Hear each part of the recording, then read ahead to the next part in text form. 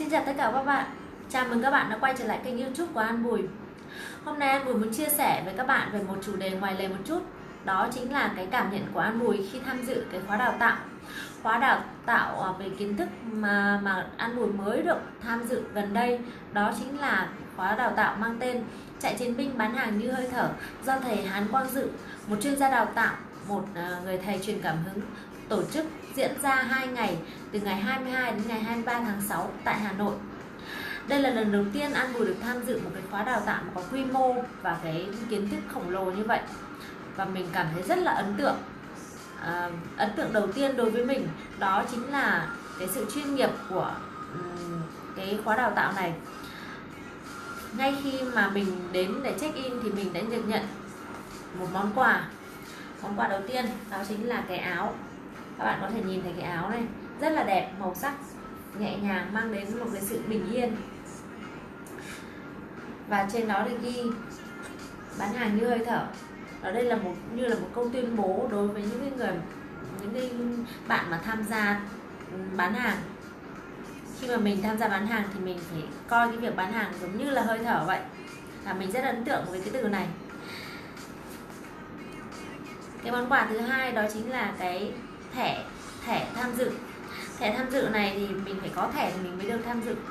Và mình được phân biệt cái thẻ này bằng một cái sợi dây, là sợi dây màu đỏ, màu xanh và màu vàng. Khi tham dự cái khóa học này thì có 3 nhóm học viên được tham dự. Đó chính là cái nhóm học viên coach 4% của thầy Dự. Và thứ hai là cái nhóm nữ chiến binh siêu đẳng. Đó chính là những nhóm người như mình. Mình là nữ chiến binh siêu đẳng, là của thầy, được thầy Dự kèm cặp 1 năm. Nên là mình được nhận cái thẻ mang màu hồng. Và ngoài ra mình được nhận thêm một cái món quà nữa, đó chính là một cuốn sổ ghi chép. Cuốn sổ ghi chép này các bạn trông có giống một cuốn vở không?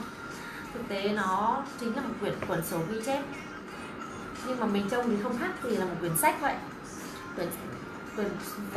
Cuốn sổ ghi chép này được trang trí rất là đẹp. Ngoài ra thì có những cái câu tuyên bố về bán hàng mà mình nghĩ là khi mà các bạn thực hiện những cái câu tuyên bố này thì bạn đã trở thành một nhà bán hàng thực thụ. Trong cái quyển sổ này thì được bài trí rất là chuyên nghiệp. Một bên là phần nội dung và phần thứ hai là phần kế hoạch hành động để thực hiện những cái kiến thức mà thầy đã chia sẻ. Và mình cảm thấy là ngay từ những cái quyển sổ như thế này thôi đã cảm nhận được sự chỉn chu của thầy Dự đối với cái khóa học này. Chưa hết là chúng mình còn được nhận những cái chai nước uống trong suốt quá trình học. Và thêm nữa là chúng mình còn có tea break giữa giờ. Ngoài cái điều ấn tượng này thì mình còn ấn tượng thêm một cái điều nữa, đó chính là cái lượng kiến thức mà mình nhận được. Cái lượng kiến thức phải vô cùng khổng lồ, và mình chưa bao giờ thấy một cái khóa học nào mà có lượng kiến thức khổng lồ như vậy. Mình cảm nhận được nếu mà bạn có thể thực hiện được hết những cái lượng kiến thức này thì bạn đã có thể có được một cái thu nhập rất là kinh khủng, tính đến hàng trăm, thậm chí hàng tỷ. Và mình đã ghi chép những cái kiến thức này hết vào trong này. Và cái cuốn sổ này giống như một cái cẩm nang dành cho người tham gia kinh doanh online. Nếu bạn nào mà muốn có được những cái kiến thức trong này thì hãy liên hệ với mình nhé.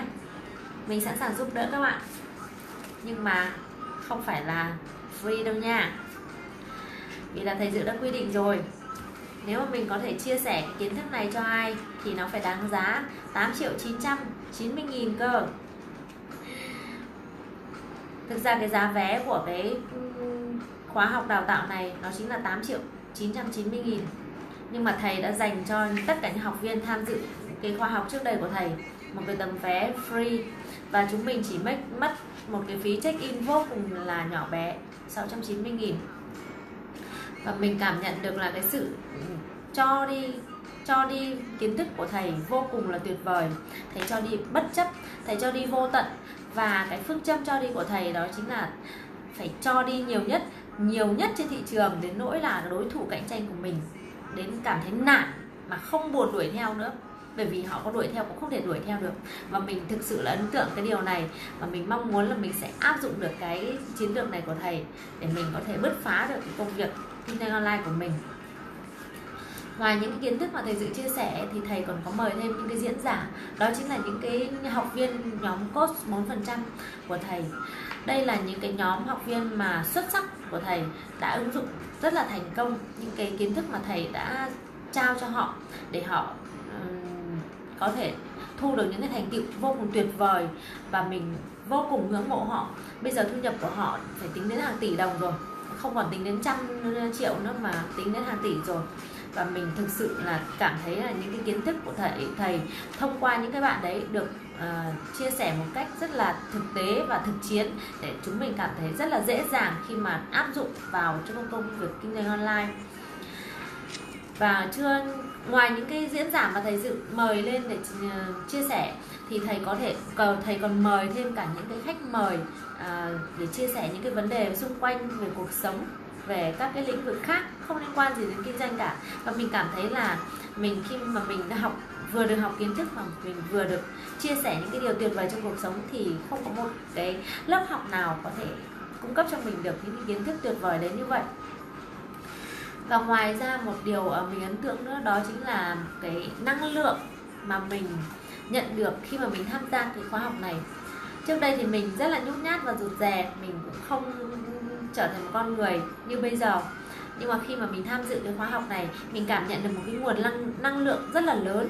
Và không chỉ có mình mà tất cả các bạn học viên tham dự đều cảm nhận như vậy. Và chính những cái năng lượng này nó mang đến cho chúng mình những cái suy nghĩ vô cùng tích cực, và chúng mình cảm thấy là những cái lượng kiến thức của mình lĩnh hội được thì nó thật sự là tuyệt vời, nhờ những cái năng lượng và những cái suy nghĩ tích cực như thế này. Các bạn có biết là chúng mình đã phải có mặt từ 7 giờ sáng và chúng mình học xuyên suốt cả một ngày cho đến 9-10 giờ đêm mà không ngừng nghỉ. Chúng mình chỉ được nghỉ có 30 phút giữa giờ chỉ để kịp đi ăn buổi trưa và không kịp nghỉ ngơi. Mà với những cái thời lượng như vậy mà mình vẫn cảm giác như thầy Dự vẫn còn muốn cho đi nữa những cái kiến thức của thầy. Và mình cảm thấy đây là một người thầy vô cùng tuyệt vời. Và mình rất là biết ơn thầy Dự, biết ơn các cái diễn giả, biết ơn những khách mời, và biết ơn đội trợ lý, ban tổ chức đã tổ chức ra một cái khóa học, một cái khóa đào tạo vô cùng tuyệt vời này, để dành cho những người mà đang muốn tham gia kinh doanh online, những người đã và đang kinh doanh online, có được những cái kiến thức và những cái kinh nghiệm để có thể đạt được thành công trong cái trong cái con đường kinh doanh online sắp tới. Và mình một lần nữa mình xin cảm ơn tất cả mọi người vì đã cho mình được có một cái trải nghiệm tuyệt vời khi tham dự cái khóa đào tạo này. Và nếu mà các bạn muốn tham dự cái khóa đào tạo này thì sắp tới thầy Dự sẽ tổ chức nó ở thành phố Hồ Chí Minh, và các bạn có thể liên hệ với thầy để có thể nhận những cái tấm vé với mức phí check-in vô cùng là rẻ, 690.000. Mà mình không biết là bây giờ thầy đã tăng giá lên, bởi vì đây là cái khóa nâng cấp so với cái khóa đào tạo tại Hà Nội. Vì thầy đã nói là cái kiến thức này rất là tuyệt vời và thầy không thể cho free mãi được. Cho nên là nếu mà các bạn mà muốn tham dự mà muốn lĩnh hội những cái kiến thức này thì các bạn hãy liên hệ với thầy để nhận được những cái tấm vé. Biết đâu đấy các bạn có thể đạt được, các bạn có thể làm bài tập hoặc là đạt được một cái thành tựu gì đấy đối với thầy. Những thử thách mà thầy đưa ra thì các bạn có thể hoàn toàn nhận được một cái tấm vé free để tham dự một cái khóa đào tạo trong thành phố Hồ Chí Minh diễn ra vào tháng 8 sắp tới nhé. Xin chào và xin hẹn gặp lại các bạn ở những video tiếp theo. Xin tạm biệt.